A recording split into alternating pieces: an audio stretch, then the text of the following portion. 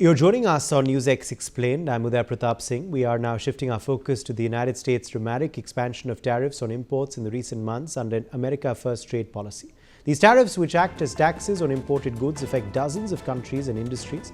The Trump administration has cited protection of domestic production and reduction of trade deficits behind the implementation. However, the economic impact ripples far beyond the US borders, and today we're breaking down which countries have been most affected and which industries are bearing the brunt. The series of steep tariffs enacted by President Donald Trump are affecting nearly all goods imported into the US. From January to April 2025, the overall average effective US tariff rate rose from 2.5% to an estimated 27%, the highest level in over a century. As of November 2025, after months of changes and negotiations, the overall average effective tariff rate was 16.8%, still far above the previous rates. Consequently, U.S. tariff revenue was $287 billion in 2025, a 192% increase from 2024.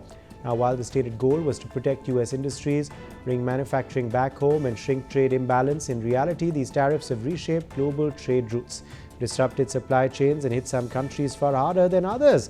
Because when the United States raises tariffs, it's not just a trade policy, it's an economic earthquake, when the tremors are felt across continents. Let's begin in India. In textile hubs like Tirupur, Surat and Jaipur, exporters tell the same story. Orders from American buyers, once steady and predictable, suddenly dried up. Why? Because US tariffs on Indian goods in sectors like textiles, garments, leather, carpets, handicrafts and seafood, especially shrimp, have gone as high as 40 to 50%. Now imagine this. A shirt that once landed competitively on an American shelf is suddenly too expensive. The buyer shifts to another country, the factory cuts shifts, and workers go home early. India is amongst the most heavily impacted major economies, not because it exports luxury goods, but because it exports jobs, and tariffs hit job-intensive sectors the hardest. The Trump administration imposed sweeping tariffs on Indian exports, initially a 25% reciprocal tariff, followed by an additional 25% penalty tied to India's continued imports of Russian oil. This brought the total duty to a staggering 50%, amongst the highest imposed on any trading partner. India strongly denounced the measures as unfair, unjustified and unreasonable, asserting that its energy policy and supply chains are grounded in strategic autonomy. Union Minister Hardeep Singh Puri, however, has stated today that India-US relationships remain positive and a trade deal will be completed soon. Let's travel somewhere you don't often see now on trade headlines. Lesotho, Cambodia, Laos, Madagascar. Small countries, small economies, but they are next in line when it comes to soaring tariffs imposed by the US. These countries face some of the highest US tariffs in the world, touching 45 to 50%. Why then? Because these countries export almost one thing, clothes and footwear, to the US. When tariffs rise, margins vanish overnight. Factories shut down faster than they open, and there is no domestic market to fall back on. For these economies, the US isn't just a market, it's a lifeline, and tariffs are snapping that lifeline. Now move east to Vietnam, to Bangladesh, to Myanmar. These countries became global manufacturing hubs precisely because they could offer low-cost labor, efficient exports and predictable access to US consumers. But Trump's tariffs of 40% and above on apparel, footwear and consumer electronics have shaken that model. Factories now face a brutal choice: either absorb the cost and lose profits, or pass it on and lose customers. Either way, workers feel the impact first. Now here's a surprise entry: Switzerland. The Swiss are not a developing country, neither are they a low-cost exporter. Yet Swiss goods face tariffs of nearly 40% in some categories. What gets hit? Watches, dairy products, industrial machinery, and high-end manufactured goods. Meanwhile, closer in Europe, especially Germany, France, Italy and Slovakia, the pain is concentrated in heavy industries. US tariffs have targeted automobiles, auto components, steel, aluminium and machinery. And this is where things get complicated. A single European car might use steel from one country, components from another, and assemble it in a third. Tariffs break these finely tuned supply chains, one duty at a time. Even America's closest trading partners aren't spared: Canada and Mexico. Despite the USMCA, or the United States-Mexico-Canada Agreement, they're facing tariffs on steel, aluminium and manufactured components. And because these economies are deeply integrated with US factories, tariffs don't just hurt exporters, they boomerang back into American production lines. This brings us to the question of the reciprocal effect that is being felt in the US itself.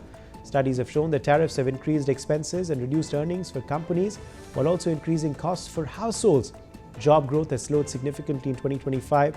The promised growth in manufacturing jobs has not been realized.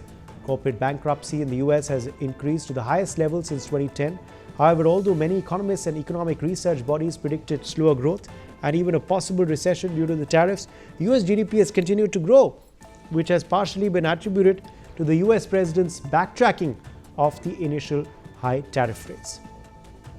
Now for the big question, which industries are hurting the most? Well, the US has also imposed tariffs on specific goods under Section 232 of the Trade Expansion Act. The TEAS Section 232 allows the US President to modify imports if the Secretary of Commerce conducts an investigation, holds public hearings and determines that the imports threaten national security. Under this, on the 12th of March 2025, the US imposed 25% tariffs on all steel and aluminium imports, aiming to strengthen domestic production. On April 2nd, aluminium tariffs expanded to include empty aluminium drinking cans and canned beer. These duties were increased to 50% on the 4th of June. On 9th of July 2025, Trump announced a similar 50% tariff on copper imports that took effect on August 1st. The US imports nearly half of the copper it uses, with 60% of imports coming from Chile. Chilean state-owned miner Codelco, which sends roughly one-third of its copper exports to the US, was at first expected to lose significant revenue. Perhaps the biggest shock came to the automobile and auto parts industry. Tariffs hit European car makers, South Korean manufacturers, and Mexican auto parts suppliers. On April 3, 2025, Trump imposed a new 25% tariff on all imported cars, including those from Mexico and Canada. This duty extended to auto parts on May 3, 2025. Then on April 29, 2025, he exempted car makers that pay a 25% on imported cars from paying other tariffs, such as those on steel and aluminium, and also provided a rebate on a proportion of tariffs paid for the next 2 years. As of today, he's also reduced auto part tariffs to 10% for UK and 15% for Japan, South Korea and EU through negotiations. The textiles and apparel industry likely bore the most human cost. This sector employs millions, especially women workers. Tariffs of 40 to 50% turned competitive factories into unviable ones almost overnight. The seafood sector faces one of the steepest tariff differentials, as effective tariff burdens on some products reach up to 30 to 50%, raising costs and redirecting some trade to other markets, pressurizing exporters' margins. In the broader food sector, US agri-food imports declined by over 10%, with bilateral trade falling sharply in many categories. Finally, the US is one of the largest global markets for gems and jewelry, importing tens of billions in value annually. Now, India alone faces tariffs of 50% on gems and jewelry exports, including cut or polished diamonds and finished jewelry. Some reports indicate that there has been a 50% drop in diamond exports to the US. Here's the big picture. US tariffs are not just about trade numbers, they're about which factories survive, which workers lose jobs, which countries can absorb shocks, and which cannot. In today's interconnected world, tariffs don't stop at borders, they travel through supply chains, paychecks, and prices. That's why the impact of US tariffs isn't just America's story, it's a global one.